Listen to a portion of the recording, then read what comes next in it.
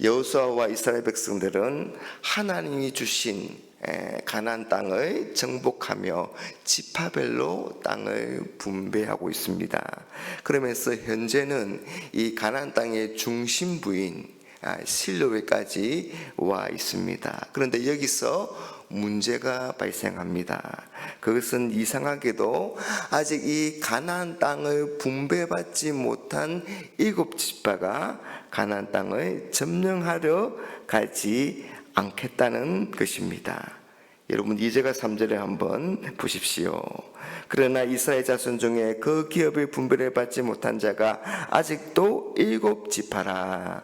여호수아가 이스라엘 자손에게 이르되 너희가 너희 조상의 하나님 여호와께서 너희에게 주신 땅을 점령하러 가기를 어느 때까지 지체하겠느냐. 여호수아는 지금 7지파에게 가나안 땅을 점령하는 그 열정이 왜 식어 버렸느냐, 왜 나태해져 있느냐. 가나안 땅 점령하러 가기를 어느 때까지 미루겠느냐, 그렇게 책망하고 있습니다. 여러분, 이스라엘 백성들이 이 가나안 땅에 들어오기까지 얼마나 우유곡절이 많았습니까? 하나님이 그들에게 기업으로 주신 그런 가나안 땅이지만 그들이 불순종함으로써 강내에서 40년 동안 헤매다가 이 출애굽 2세대가 다 죽고 겨우 이 2세대가 마침내 밟은 땅이 가나안 땅이 아닙니까? 여러분, 더군다나 이 가나안 땅을 완전히 정복하는 것은 하나님의 뜻입니다. 아직도 정복해야 할 땅이 많이 남아 있습니다. 그리고 7지파는 아직 자신들의 기업을 분배받지도 못했습니다. 그런데 어떻게 그들이 가나안 땅을 정복하기를 미루고 있단 말입니까? 과연 그들이 빠진 함정이 무엇일까요? 그건 바로 안주함과 안일함의 함정입니다. 이스라엘 백성들은 너무 쉽게 만족해 버렸습니다. 이제는 노예 생활을 더 이상 하지 않아도 되는 것이 너무 좋았습니다. 이제는 아무것도 없는 그런 광야를 벗어난 것으로 만족했습니다. 이제는 요단강을 걷는 것만으로 기뻐했습니다. 여리고성과 아이성을 함락한 것으로 만족했습니다. 그리고 이제는 당장 전쟁을 하지 않는 것으로 만족하게 된 것입니다. 그러나 여러분, 이스라엘은 여기서 만족해서는 안 되는 것입니다. 왜냐하면 하나님이 기업으로 주신 땅을 아직 완전히 정복하지 못했기 때문입니다. 아직도 정복해야 할 땅이 남아있기 때문입니다. 아직 정복해야 할 땅이 남아있는데도, 아직 7지파가 기업이 없는데도 여기서 만족하는 것은 현실에 안주하는 것입니다.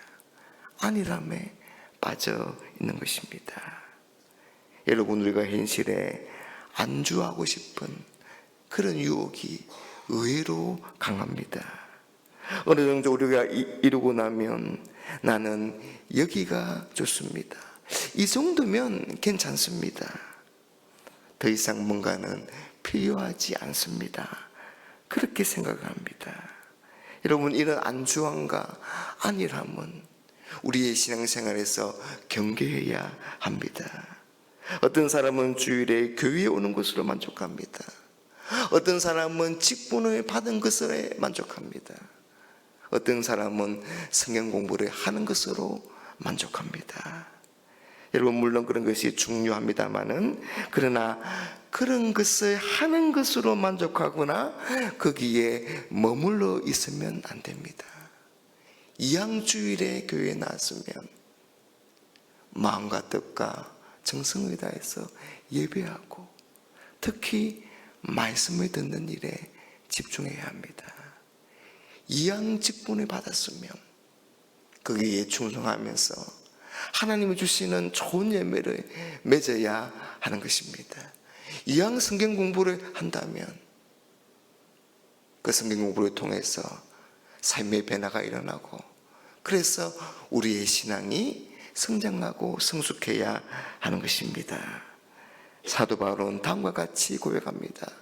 내가 이미 얻었다 함도 아니요 온전히 이루었다 함도 아니라 오직 내가 그리스도 예수께 잡힌 바 된 그것을 잡으려고 달려가노라.